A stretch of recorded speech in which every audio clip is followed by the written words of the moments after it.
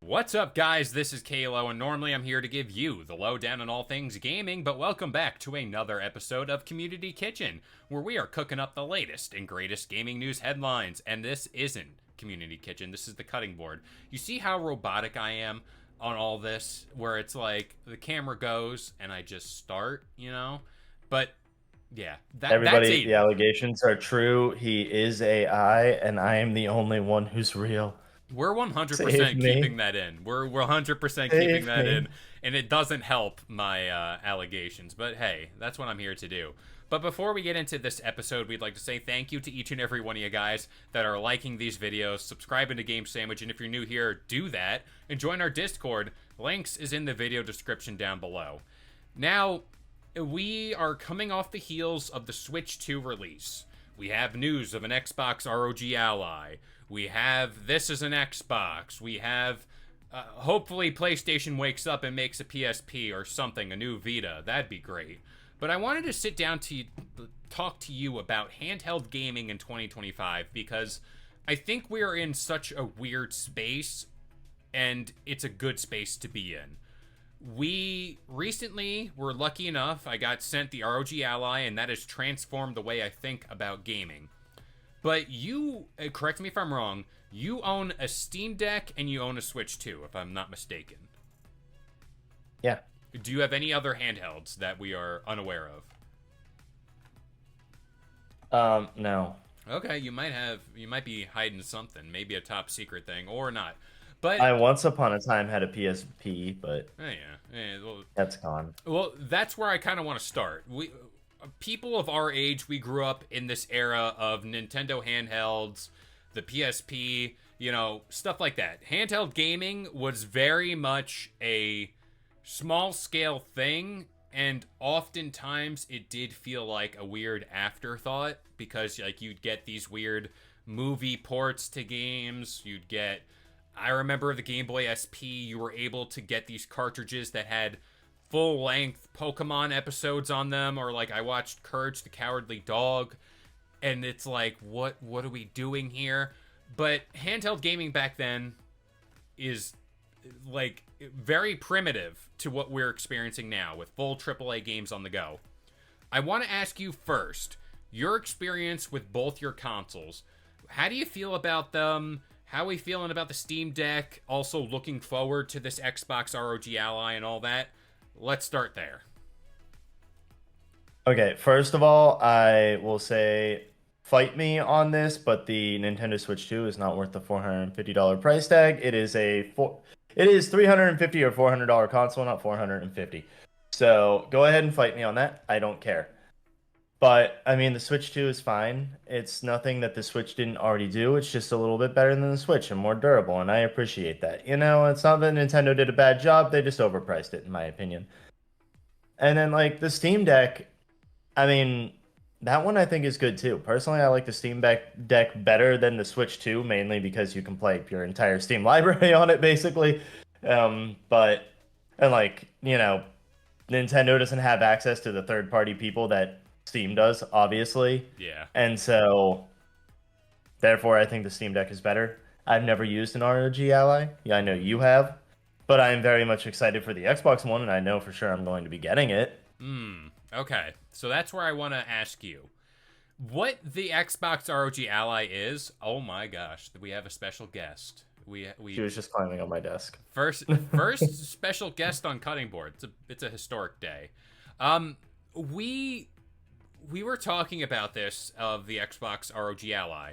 It's gonna have weird Steam integration. You're gonna be able to play your Xbox games on it.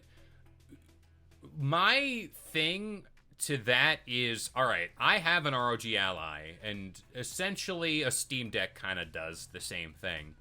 I always struggled to find what that extra oomph is going to be to sell someone like me who has that ROG Ally already to get this Xbox thing. And that was the classic, like, hey, it's a console. Like, it's gonna do, like, Windows 11 different, where it's more centered around gaming. Background tasks are going to be shut down that a PC normally runs, and it's strictly about gaming. Your games are going to run the best there. So I get the appeal to you. To me, I'm sitting on the fence about it, where I'm like, I don't know if I need that. Like, I don't know if that's going to be a thing where I'm like dying to get day one. Outside of like doing a review for Game Sandwich or getting sent one. Shout out to my people at ROG. I love you guys. You guys are the best. ROG's the greatest, and we're never going to give you up. Send us free things. We're not selling our souls or anything. It's fine. It's I'm not a fine. sellout, I swear. We pinky promise. But that I'm is only a sellout for my cat. exactly. Who wouldn't be? Look at that. But, that's my thing I want to ask about what is the incentive behind these devices now? Where it's like, is there a huge difference behind? Like, do you see any difference between Steam Deck, ROG Ally, or this new Xbox thing? I mean, not really, except for the ROG Ally has a clear advantage because it doesn't use a Linux system. Hmm. So therefore, you can actually download stuff from other stores. Yeah. See? And the Xbox One is going to be the same way, where Steam is very limited to, oh, you can only download stuff off Steam unless you like go this whole backwards way of like downloading other launchers and then launching them through Windows, and it's a hassle, Mm-hmm. honestly. No, it is. Like, the PC stuff, I've always said, it's confusing. Like, if you don't know how to update drivers and stay on top of all that stuff, how to handle certain commands that you need to enter, I'm not saying you're here hacking the mainframe or anything, but it's those quality of life things that you have to do for a PC. Now, I want to ask you, going forward, we've talked prior about things getting expensive in gaming. That's no secret. But when you look at the Xbox ROG Ally, and then you're saying, all right, if you're brand new to Xbox, you have the Series X, you have the Xbox ROG Ally, and then like the Series S, which people bag on that. Do you think that the Xbox ROG Ally is gonna be a viable, like, you just get this and you're fine kind of console, or is it more of like an add-on to what you're already experiencing on a home console? I mean, I want to say it should suffice as being its own standalone, like being good enough to be its own standalone thing without needing to have anything else whatsoever. I feel like it won't be. Like, I feel like it's still going to be like, oh yeah, Xbox will be your main thing, but you can have fun playing it in handheld too, with like, well, playing with the ROG Ally or whatever. I feel like that's more likely, Yeah.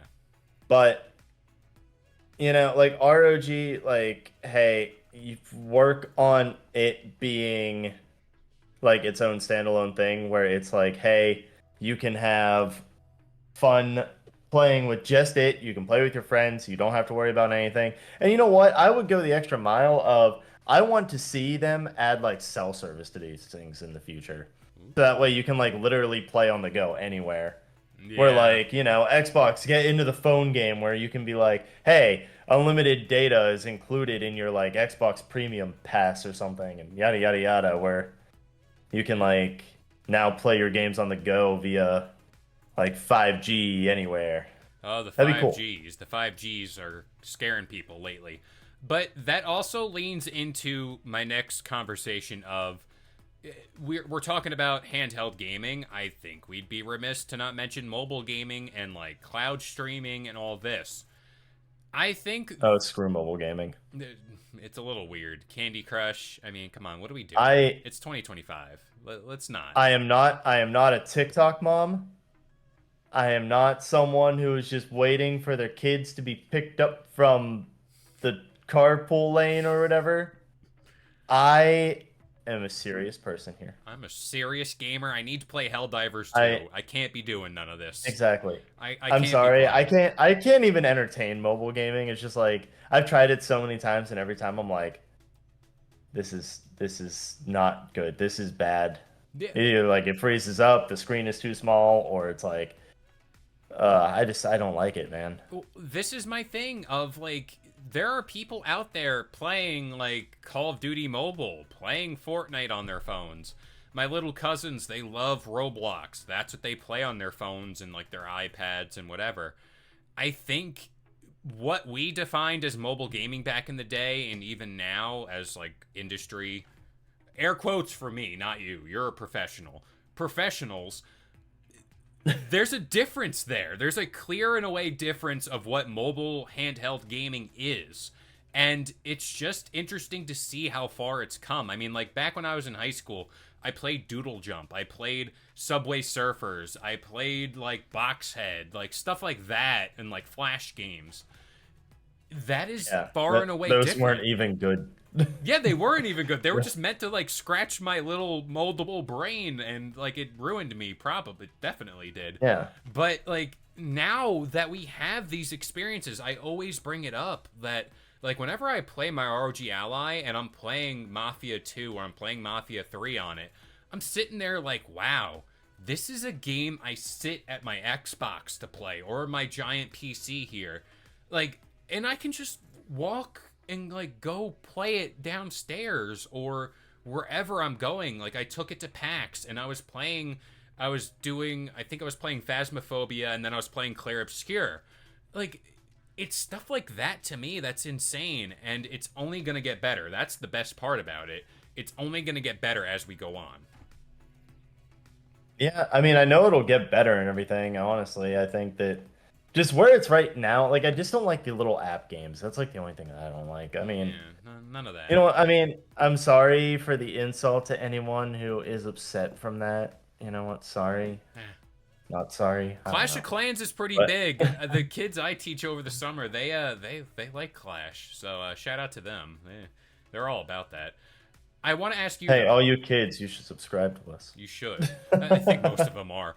But For Kevin's sake. for my sake. Now I want to ask you. We did a video a while back talking about price in gaming. Xbox ROG Ally. While we don't know the definitive price, at least as of the time of this recording or whenever, there are rumors the higher end model might come in at like $700 or more.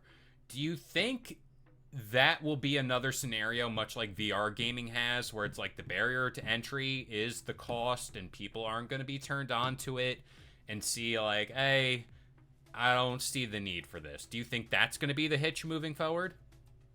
I mean, honestly, yeah, I think a lot of it's going to end up being like, oh yeah, can we actually afford this? This isn't worth it and everything. And it's like, I get it. I do. So far, I know that the rumors for the Xbox ROG Ally or whatever is like $500, Yeah.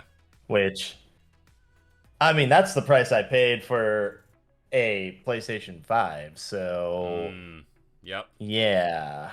But so like I don't see a reason why it should be $500. Again, I think like $400. I think that's like the real sweet spot there, but like also again, $500, if it is the only thing that you can use for like all of it, then hey, there you go. Nail on the head Like right there. that's the only thing that you need, and you're going to be spending all your time playing that one console. There you go. You don't need another one, so therefore that $500 is justified. I also think it's a thing where like you spend the $500 on it. The ROG Allied, from what I understand, I haven't fooled around with it. I can take it and I can plug it into my TV and play the games off that on my TV screen. And I'm sitting here looking at Xbox and I'm like, if you can somehow get that console to run really damn good and then have that as your Xbox Series S, like lower end console, and then you add in the portability of that, and then you add in the Steam stuff, I mean, talk about a do-it-all console that is definitely a bang for your buck. That is where I think mobile gaming is going, where it's like, you need to be the do-it-all. You need to be the proper price to what you get ratio. That is where I think it lies now. Yeah, I mean, like I keep saying, it's just you need to justify the price with it, and I think that the $500 price tag is going to end up being like a maybe a too much thing, but it also depends on what it can do, like what it's used for, how much you're going to be using it. And if it is like you said, like if that's like say the next generation happens or whatever, like let's call it next year or something, or like maybe they're using this as a test thing, you I think know? they are. Maybe this is going to be a test where it's like let's say 3 years from now, okay, we have the next generation consoles coming, and Xbox is okay, $800 for the base Xbox, like for the like top, like well, not base, but like the top model Xbox or whatever. Let's call it the Yeah. Xbox like Series Double X. I don't know, 720. Xbox but yeah, 720. give us a 720 already. Just a Please. sphere, just a nice Yeah. Xbox sphere. Like those renders back You in the know, day. It's funny. I love it. yeah, whatever they had on Drake and Josh. The game sphere. It's spherical. Yeah, the game sphere. Yeah, it's spherical. Love it. I love it. But like, give us that. But like, if it's like, if they release that $800, okay, cool. And then their lower end thing is like 500, 600, and it's just a handheld that is like, hey, this is what you get if you don't want to get that big one that you want at home or whatever. And there you go. I mean, that justifies it to me a little bit. Yeah. No. Because like then you're running next gen hardware and everything.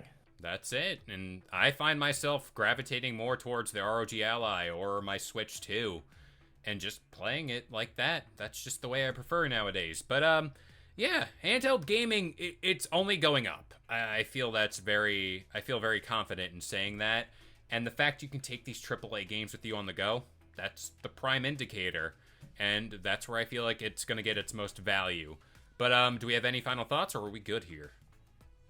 My only final thought is that PlayStation needs to like get back in the game here. They need to make a handheld of some sort, or they need to partner with a company that is making a handheld.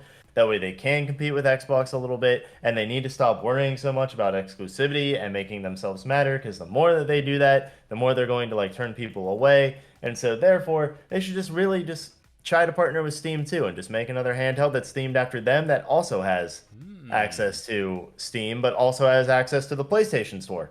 And then there you go. Aden just fixed gaming for you. Right there in like what? 20 seconds? It's only fixed whenever Nintendo stops being greedy and stupid. We're gonna have to wait a little longer for that. I will work on like burning our relationship with Nintendo as much as possible. So you guys have to kind of play catch up with me on that. We're doing the legwork here, but that about does it here for this episode of The Cutting Board. We hope you guys enjoyed. Remember, if you're new here to Game Sandwich, drop a like and subscribe here for more gaming content just like this. And if you're new here, join our Discord where we're always talking about our favorite games. But as of right now, I've been K-LO, joined by Aden, and we'll see you guys next time. If you enjoyed today's video and want more content just like this, consider subscribing to Game Sandwich for all your news, rumors, and reviews. And we'll see you guys next time.